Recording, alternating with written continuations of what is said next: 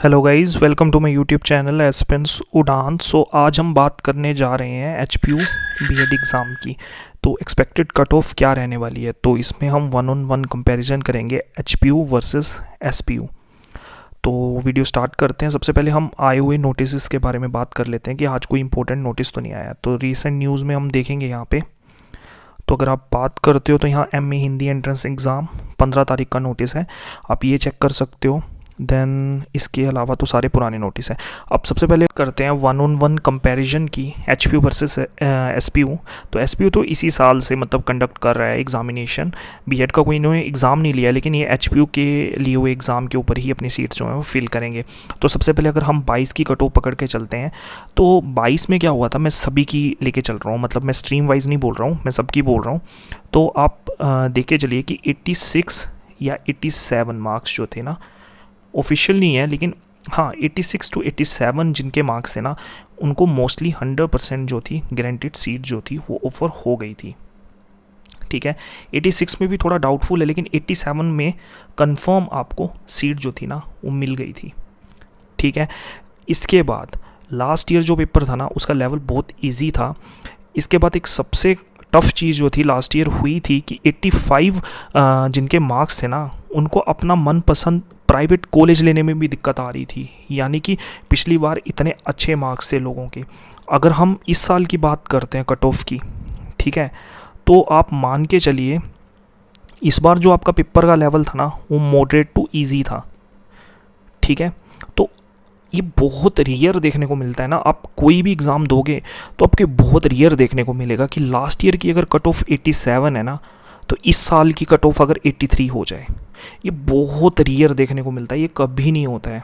ठीक है, अगर 87 लास्ट ईयर की कट ऑफ है, चाहे पेपर टफ क्यों ना हो, 86 से नीचे कभी नहीं जाएगी वो, कभी भी नहीं।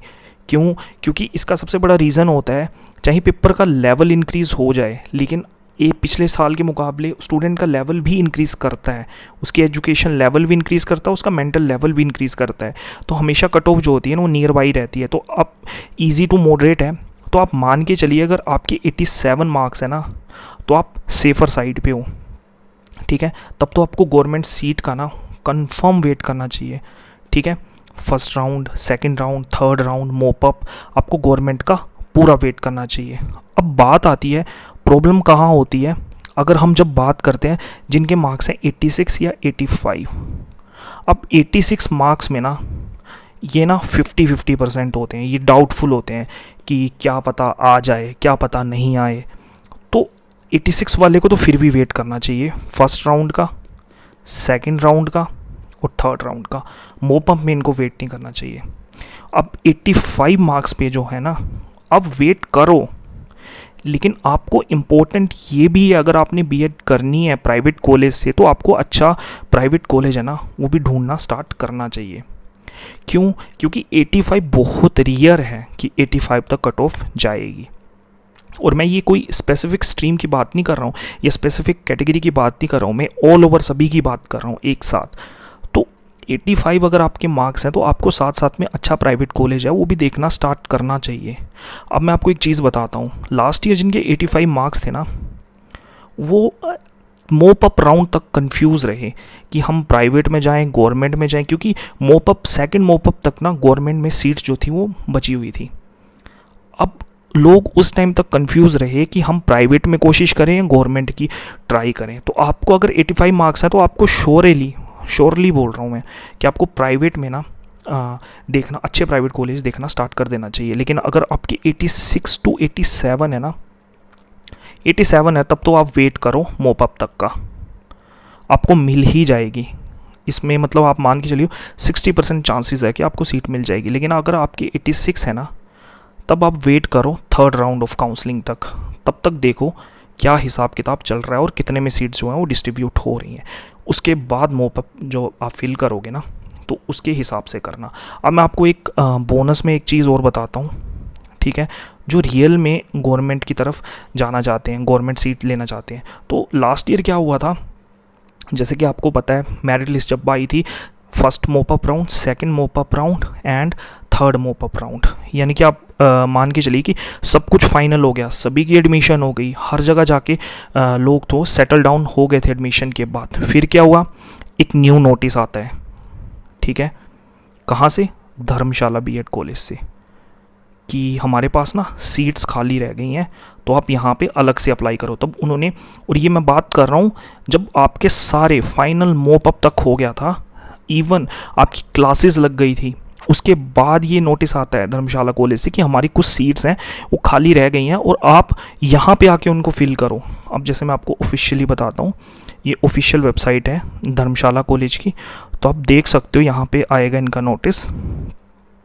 तो मैं जैसे ये है combined seat of list candidates for admission.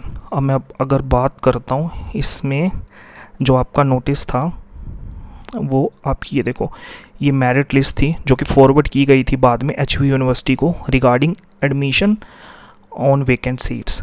तो ये कभी नहीं होता है, ये बहुत रेयर देखने को मिलता है, और ये उन्हीं लोगों को पता लगा था जो कि, ये देखो एडमिशन नोटिस, तो ये है 2022 से 24 का कुछ जो सीट्स थी, और ये नोटिस देखो कब आया है, 21/11/2022 को। अब यहाँ पे क्या बोला गया है कि आपकी फ़ीस जमा कराने की डेट जो है, फीस नहीं, आवेदन जमा करने की डेट है 21 से 26, और आपकी जो मेरिट लिस्ट है प्रथम वो 28 को आएगी। मेडिकल में 2 सीट्स, नॉन मेडिकल में 4 सीट्स और आर्ट्स में 3 सीट्स। तो आपको अगर गवर्नमेंट सीट लेनी है ना, तो अब आपको एचपीयू एसपीयू ही नहीं देखना है, आपको ऑफिशियली गवर्नमेंट की वेबसाइट भी देखनी है, कॉलेज की वेबसाइट भी देखनी है कि कहीं आफ्टर सारी एडमिशन के बाद वहाँ पे कोई सीट जो है खाली तो नहीं रह गई है। तो ये भी चीज़ है इसमें भी। लेकिन आप जब गए था, एडमिशन की प्रोसेस सारी कंप्लीट हुई थी, तो यहाँ पे भी आपकी कट ऑफ जो थी 86 to 87 मार्क्स के बीच में ही गई थी, इससे लोअर नहीं आई थी।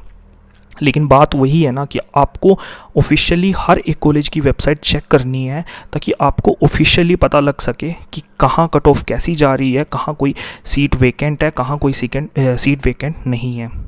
आई होप आपको ये वीडियो अच्छी लगी हो, इन्फॉर्मेटिव लगी हो। इसी तरह की वीडियोस देखने के लिए हमारे चैनल से बने रहिए, एंड आपको कोई भी डाउट है बीएड के रिगार्डिंग तो आप नीचे कमेंट कर सकते हैं। Thank you guys.